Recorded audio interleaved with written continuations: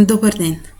Следите уште една училница по предметот геодетски мерења за втора година со професор Марија Ковачевска од Средното општинско училиште Нико Нестор од Струга.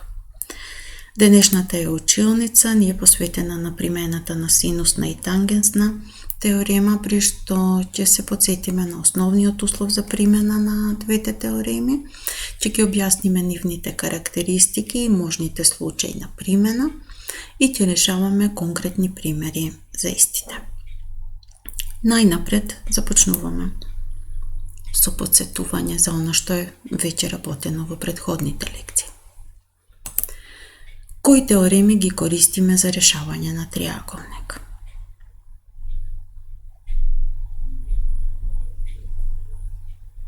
За решавање на триаголник користиме синусна, косинусна и тангенсна теорема.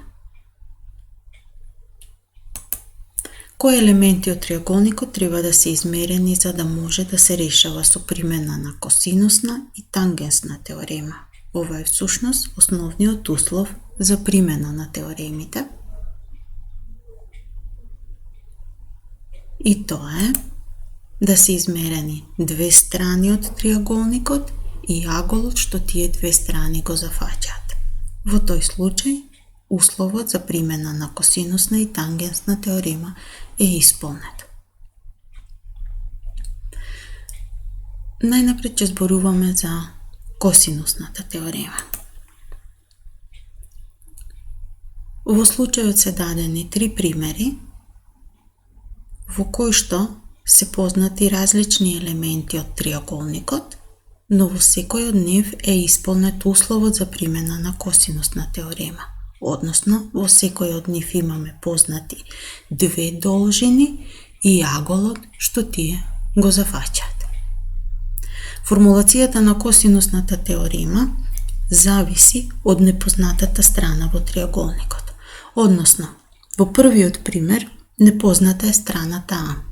Па формулацијата на косинусната теорема ќе гласи А на квадрат е еднакво на Б на квадрат плюс С на квадрат минус 2 пати по Б по С по косинус од аголот алфа. Односно, непознатата страна ја изразуваме преку познатите елементи во триаголникот. Во вториот пример, непозната е страната Б. Па формулацијата за косинусната теорема ќе гласи Б на квадрат е еднакво на А на квадрат плюс С на квадрат минус 2 по А по С по косинус од аголот бета. Во третиот пример, непозната е страната С. Напишете ја формулацијата сами.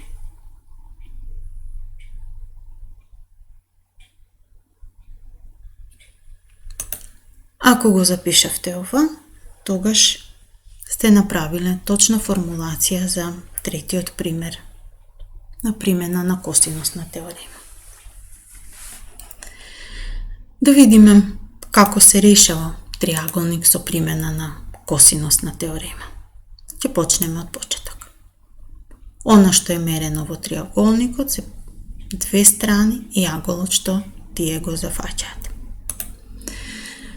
Третата страна, веќе споменавме, ја добиваме преку косинусна теорема со формулација за страната која што е непозната. Односно, непозната е страната А и запишуваме формулацијата за страната А. Внимаваме дека формулата за косинусна теорема се однесува на вредноста А на квадрат, а нас ни е потребна вредноста на страната А, што значи дека вредноста на страната А ќе ја добиеме како корен од вредностите кои што треба да ги пресметаме, односно се зададени.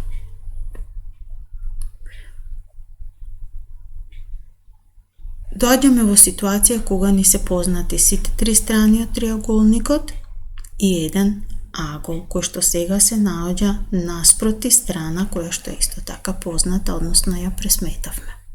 Во случајов ја пресметавме страната а претходно ни е зададен аголот алфа. Со тоа е исполнет условот за примена на синусна теорема. Па понатамошното решавање на триаголник се сведува на примена на синусна теорема. Односно, најнапред ја пресметуваме константата m,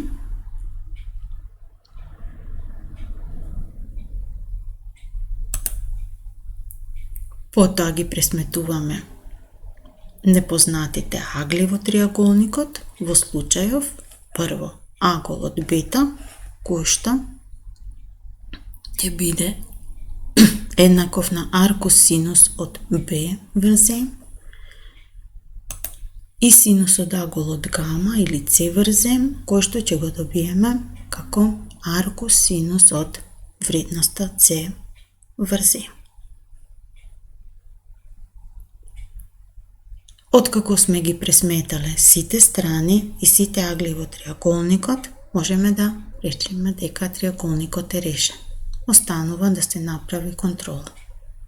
Контролата во овој случај единствено може да се провери преку збирот на внатрешните агли во триаголникот, односно збирот на аглите алфа плюс бета плюс гама треба да е еднаков на 180 степени.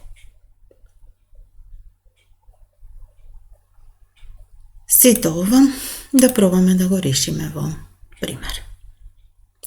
Да се реши триаголникот ако се зададени страната Б 201,2 метри, страната С 188,31 метар и аголот алфа 68 степени, 38 минути и 21 секунда. Рековме дека најнапред пресметуваме непознатата страна во триаголникот според формулата за косинусна теорема и добиваме дека страната А изнесува 219,76 метри.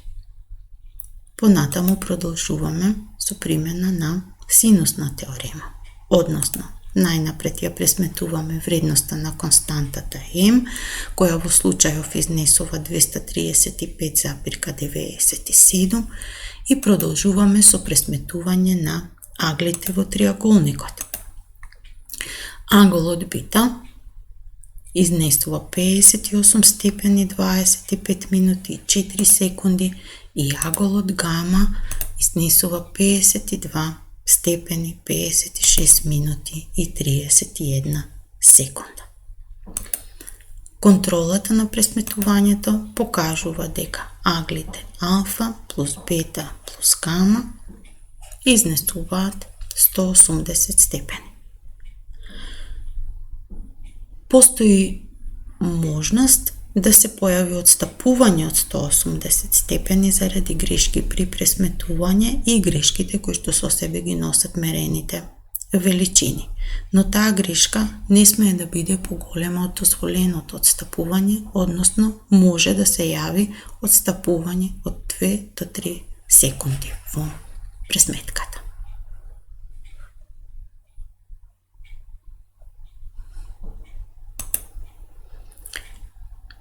Продолжуваме со тангенсна теорема, која гласи b плюс c поделено со b минус c еднакво на тангенс од бета плюс гама врз 2 поделено со тангенс од бета минус гама врз 2. И повторно, истиот услов кој што важи и за косинусната теорема, да се познати две страни и аголот кој што тие го зафаќаат. Да видиме како решаваме кога применуваме тангенсна теорема. Најнапред обрнуваме внимание на одредување на аглите бета и гама. За да се одредат аглите бета и гама, прво одредуваме нивни полузбир, односно на кој начин доаѓаме до формулата за пресметка. Тргнуваме од тоа дека збирот на аглите во триаголникот е 180 степени. Од тука, бета плюс гама, чиј полузбир ни е потребен, може да се одреди како 180 минус алфа. Ако целата ова формула ја поделиме со 2, ќе добиеме дека бета плюс гама врз 2, или полузбирот кој што го бараме, е еднаков на 90 минус алфа половина. Ваквата формулација ја бележиме со голема буква А во понатамошната пресметка. Да видиме како ќе одредиме полуразликата. За да дојдеме до формулата за одредување на полуразликата или бета минус гама врз 2, тргнуваме од тангенсната теорема, односно нејзината основна формулација. Од тука, тангенс од бета минус гама врз 2 ќе биде еднаков на b минус c врз b плюс c помножено со котангенс алфа половина. Да не збуни од каде се појави котангенс од алфа половина. Ќе објасниме. Ако целосно ја изведувавме формулата, во овој дел ќе беше запишано тангенс од бета плюс гама врз 2. Веќе споменавме дека бета плюс гама врз 2 представува 90 минус алфа половина, па го заменуваме. Тангенсот од 90 минус алфа половина е всушност котангенс од алфа половина. Со тоа направивме упростување на изразот и во самиот израз внесовме котангенс од алфа половина. Бета минус гама врз 2 во понатамошната пресметка го бележиме со голема буква Б. За да ги пресметаме вредностите на аглите бета и гама, ги користиме полузбирот и полуразликата кој што претходно ги пресметавме. Аголот бета се добива како збир од А плюс Б, а аголот гама како разлика А минус Б. Контрола на пресметувањето може да се направи единствено преку збирот на внатрешните агли во триаголникот, кој што треба да изнесува 180 степени. Ни остана непозната страната. Како ќе одредиме непознатата страна во триаголникот? Во овој случај, за одредување на страната А користиме синусна теорема. Бидејќи ни се познати сите агли во триаголникот и двете страни, непознатата страна можеме да ја одредиме со примена на синусна теорема. Во овој случај, страната А може да се одреди на два начини, преку познатата страна Б и преку познатата страна С. Ваквото пресметување се прави со цел да се направи контрола. По таа причина, страната А се пресметува два пати.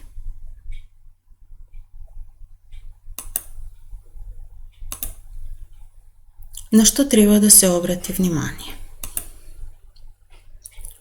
Полузбирот на аглите бета плюс гама е секогаш позитивен, меѓутоа, полуразликата бета минус гама може да биде позитивна или негативна. Знакот на разликата бета минус гама зависи од знакот на разликата на должините B минус C. За да го објасниме тоа, треба да имаме во предвид дека наспроти подолгата страна во триаголникот лежи и поголем агол, односно наспроти пократката страна лежи помал агол. Од таа причина, Ако страната Б е поголем од страната С, значи дека и аголот бета е поголем од аголот гама. Односно, ако разликата B минус C е позитивна, тогаш и разликата бета минус гама ќе биде позитивна. Односно, ако разликата B минус C е негативна или помало од 0, тогаш и разликата бета минус гама ќе биде негативна.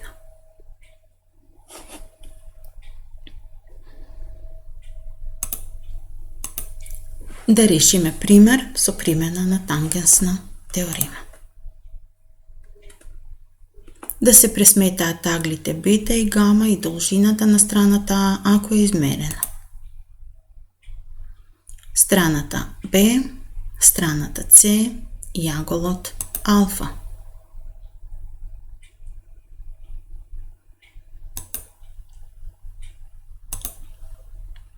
Најнапред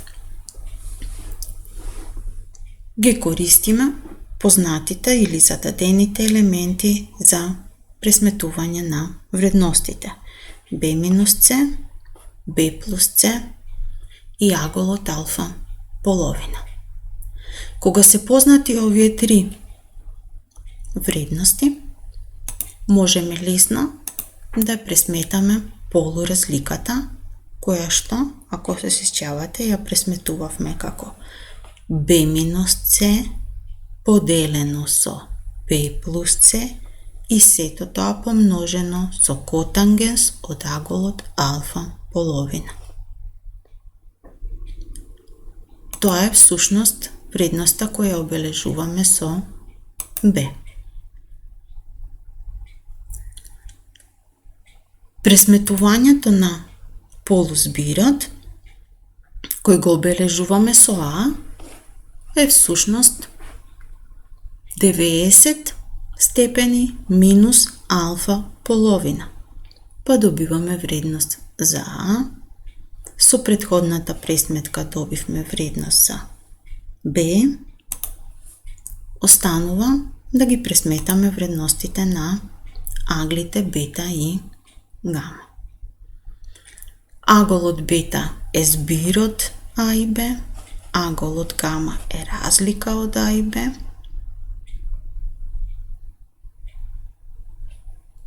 а збирот на аглите алфа плюс бета плюс гама треба да биде еднаков на 180 степени. Во случајов имаме мало отстапување од 1 секунда во овој збир, што е во граници на дозволеното отстапување, па се усвојува како точно пресметан.